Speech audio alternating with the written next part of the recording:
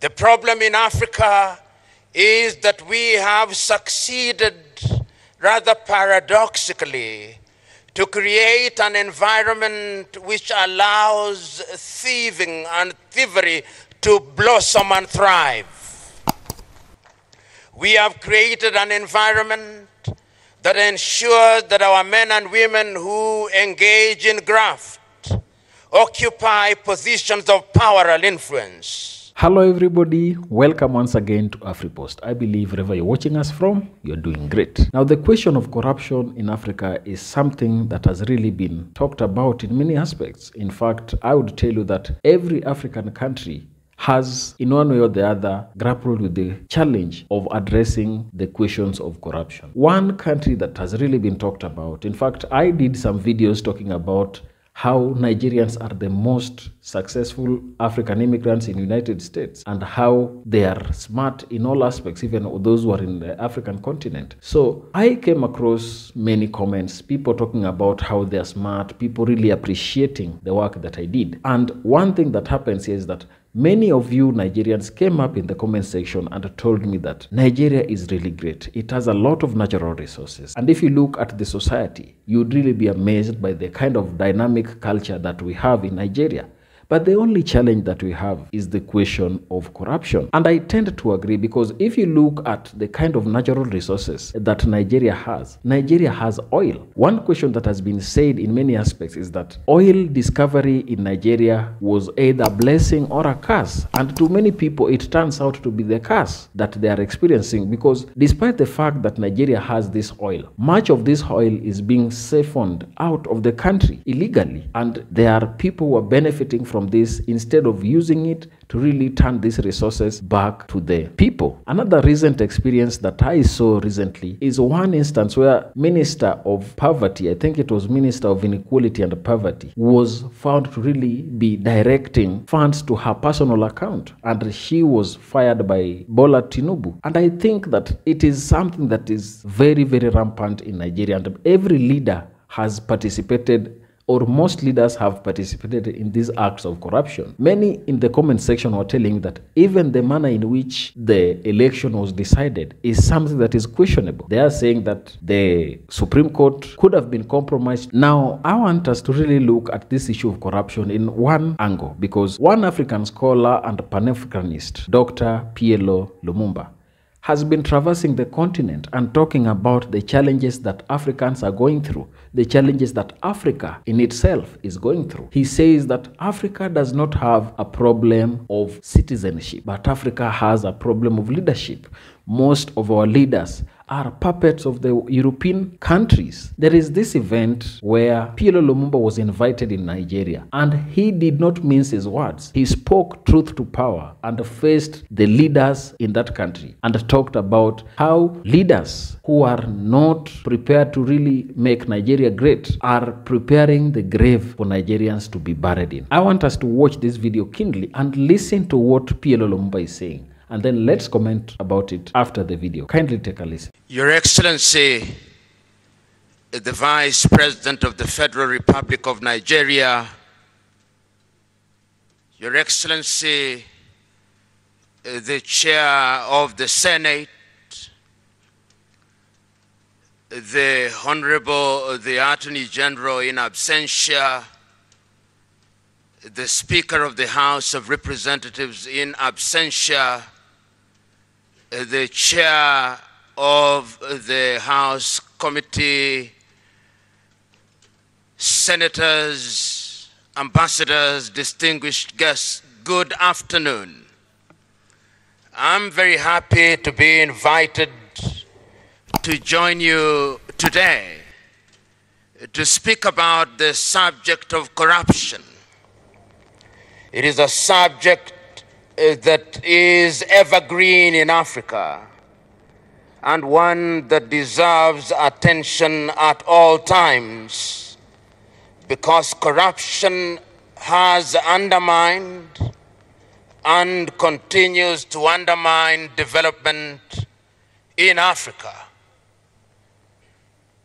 It is true that corruption is to be found in every society, But the reason why corruption in Africa must receive greater attention is because corruption in Africa continues to be pervasive and pernicious to the detriment of the continent.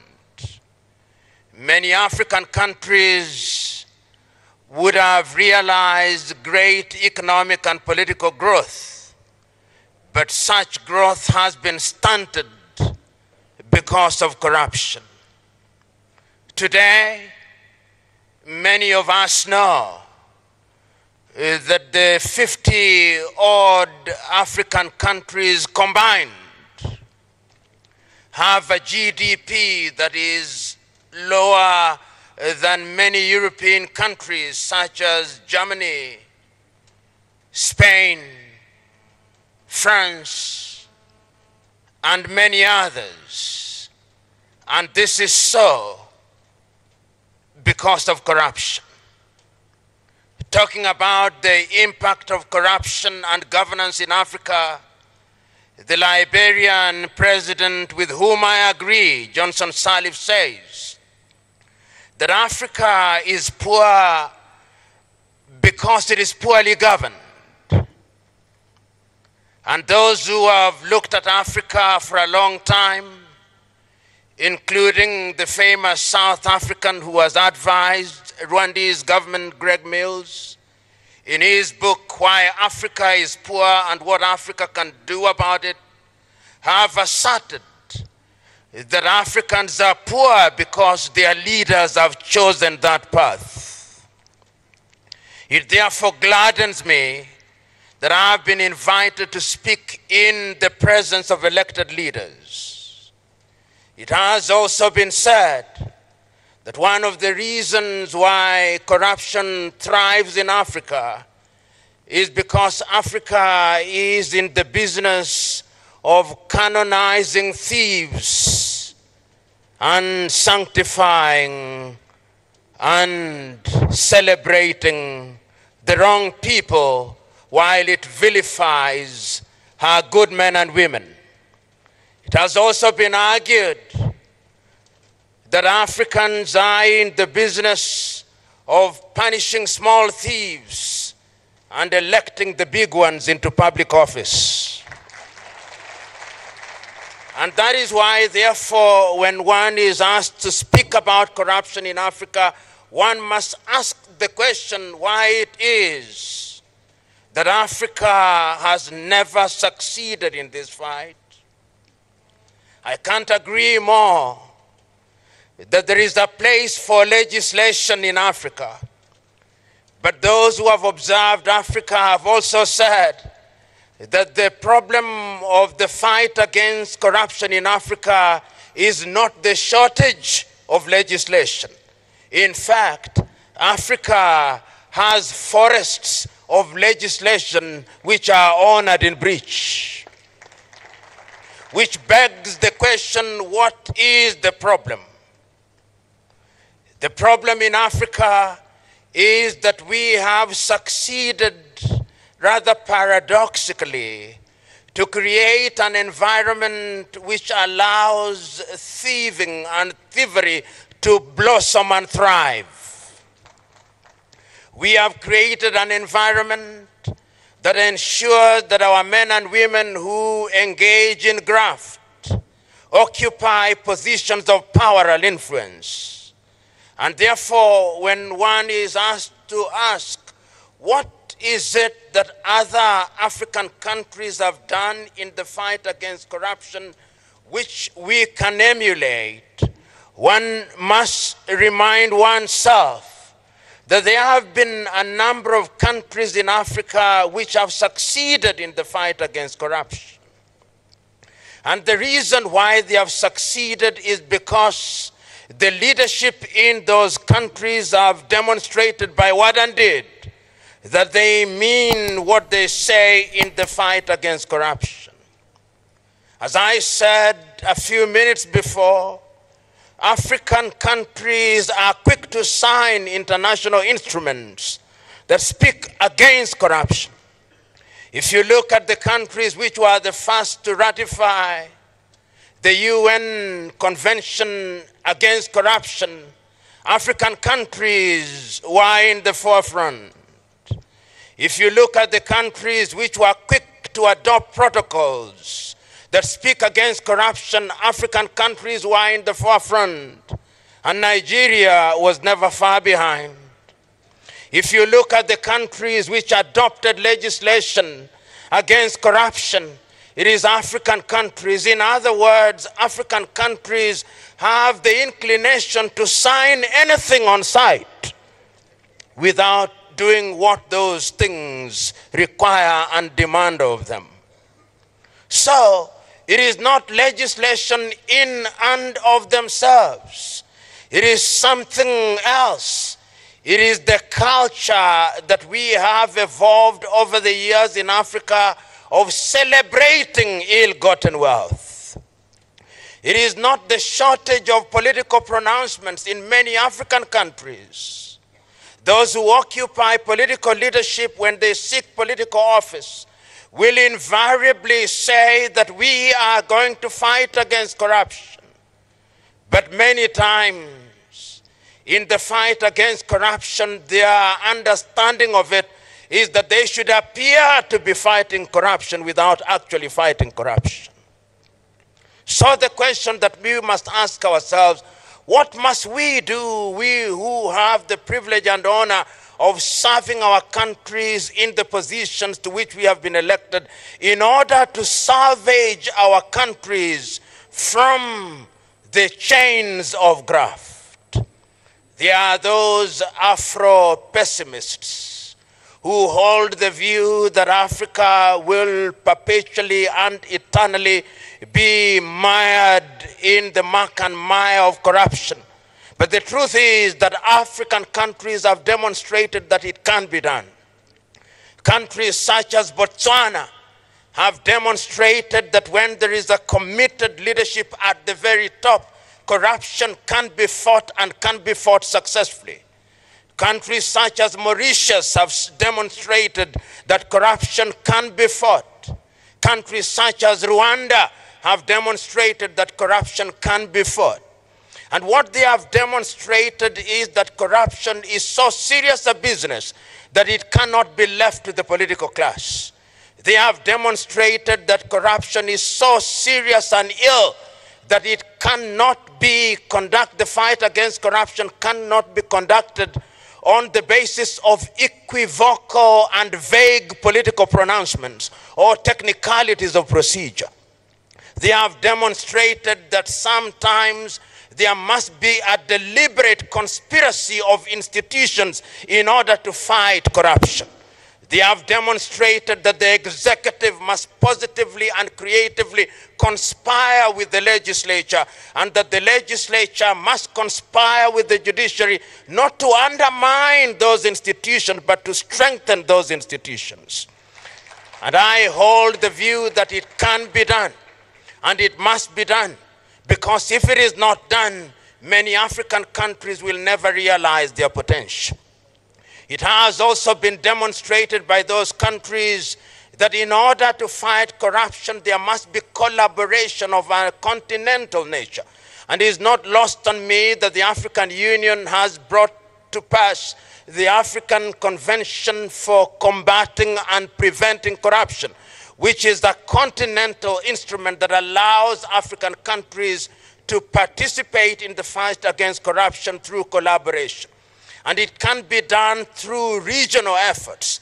In the ECOWAS region, the ECOWAS environment provides an opportunity for Nigeria and the countries in this part of the world an opportunity to engage in the fight against corruption in a positive manner.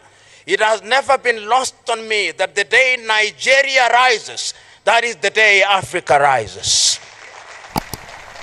You may not know, but 1 out of every 5 Africans is a Nigerian. And the reason, in my view, why Africa continues to totter in the manner that it does is because Nigeria has never realized our potential. The day Nigeria realizes our potential, that is the day that Africa will rise. So we are here today also to remind Nigeria that it must play her leadership role, not only in this region, but in Africa, by demonstrating by what and did that Nigeria will be in the forefront in the fight against corruption. And it's not only at the continental level that Nigeria must demonstrate this. Nigeria must also demonstrate her leadership position in the world. The United Nations Convention Against Corruption provides several opportunities which can be exploited by member states, including Nigeria, to ensure that funds that have been ill-gotten are repatriated, and the men and women who engage in such unconscionable and harmful behavior are punished in accordance with the law, that the world may know that if you reap where you have not sown, there are consequences to it.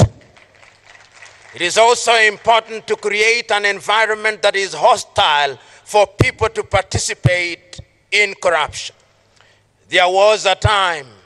Now, if you're a Nigerian, what do you really take of that speech by PLO Lumumba? Because he has really hit the nail on the head, talking about why we should take the thief of a goat as equal as somebody who has stolen the naira. Remember, in most societies in Africa, people have stolen things, and small things like chicken, people have stolen cattle, people have stolen some small things, are always punished severely. But our leaders who really steal from our coffers and steal billions of dollars and stash them in their personal accounts are always praised. They are quick to really receive positions of power without even questioning how they have gained their source of wealth. Africans have been conditioned in a way that we do not really question our leaders. I have full experience of this because even in our country, Kenya, much of this challenge is still existing. You realize that we are very ready to really glorify a thief who has stolen resources and come back to us to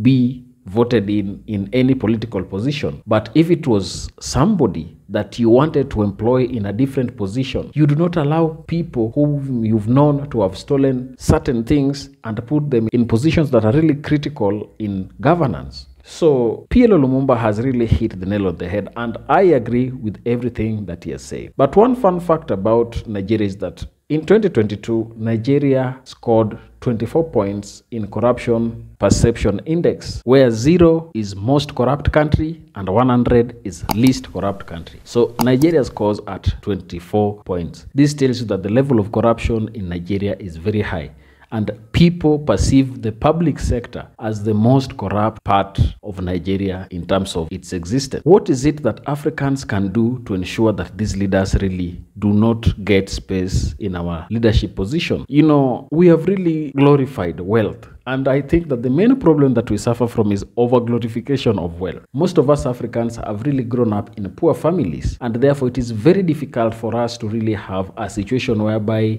we are really able to question others, because even us as a people, if somebody gives us some free gifts, we are always very ready to take it. So I think in as much as we are blaming our leaders for these challenges that they are putting to us, it is really important for us to really question our role in facilitating this corruption. Because I believe one thing: the day African people will decide that they will never and shall never be led by corrupt leaders, that is the day that corruption will end in Africa. But as it is right now, the conditioning that has been given to us, where someone who is corrupt and has money can even decide what happens in the life of a country, has really led to us being very disparate. And I think it is perpetuated by the fact that most people believe that no matter how hard they try, there is nothing that can really change. Corruption will continue being there.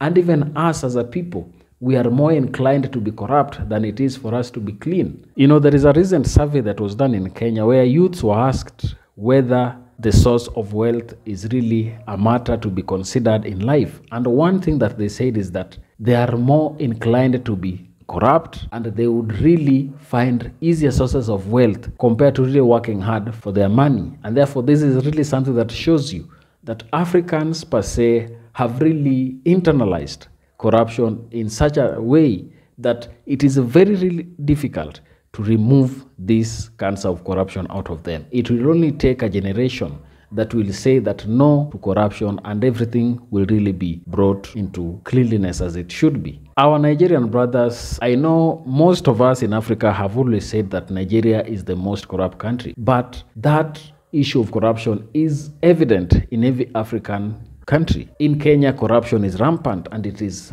cutting across every sector. The police are corrupt, the judiciary is corrupt, the executive is corrupt, the legislature is corrupt. Go to any area and you will find that the level of corruption in those areas are really high. The only thing is that some of us say that Nigeria have really taken it a notch higher because some of them are really engaging in levels of corruption that are not worth talking about because they are really extreme. I don't know what you think about this question, but please, if you really want to really understand much about Nigeria and how Nigeria is also good and Nigerians are successful, watch this video here. Thank you, and let us meet in our next video.